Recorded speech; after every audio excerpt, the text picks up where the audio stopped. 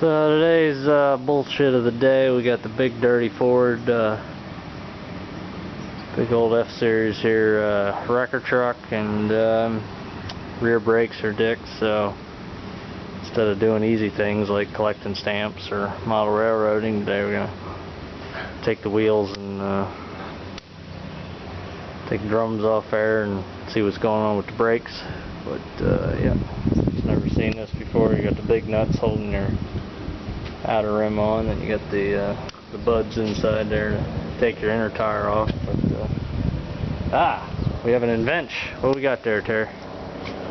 Proper military wrench for such things. Good for a deuce, but we'll see if she'll work on here. So yeah. Oh, look at that. Yeah, now we're talking. Need this. So, in interest of being educational here, we'll go over some. You got this one here, hold your inner dual on, and then after that's on, then you put your nut on to hold the outer tire.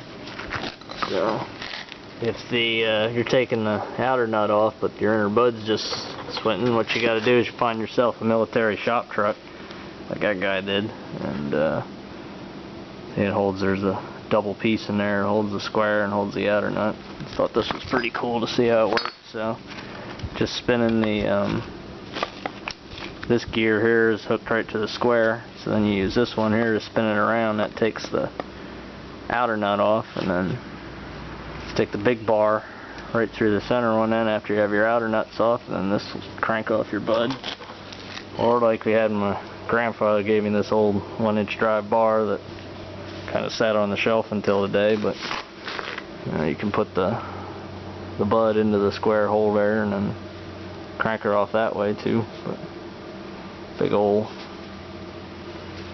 as I say, Black Hawk, made in USA. I don't know if it sounds like that, but it's real old, it's real heavy, but it still works.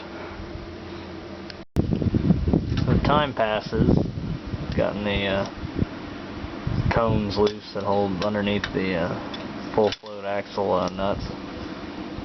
But whoever had this part last apparently bought stock in silicone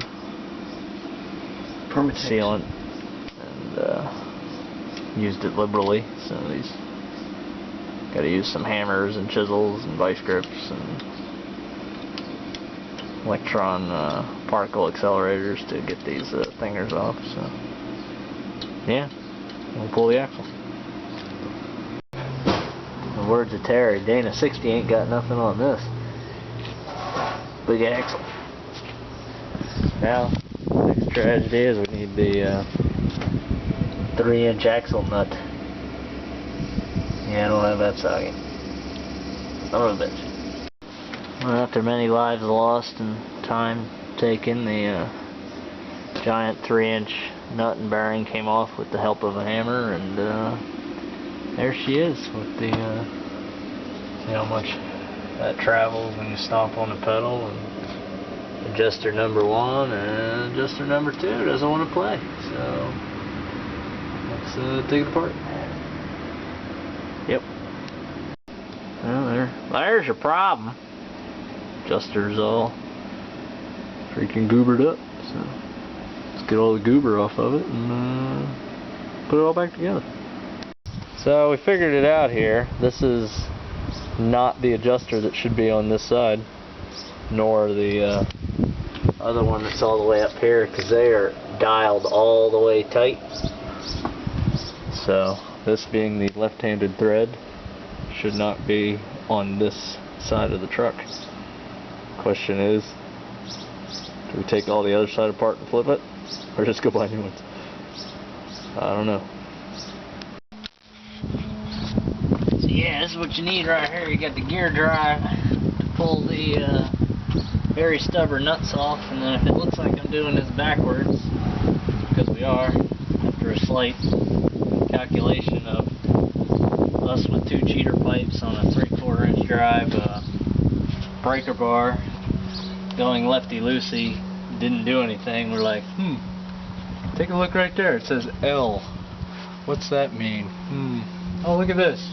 You spin it the wrong way, the nut comes off. Silly Ford. But, yeah, look at this thing. You got the gear drive. Center post thing digs onto the bud for the inner dual, and then this just chooches right through the paint and rips it right off. Still a lot of work though. This should make like a power machine for this. And when are you gonna buy one of them? Let it rip.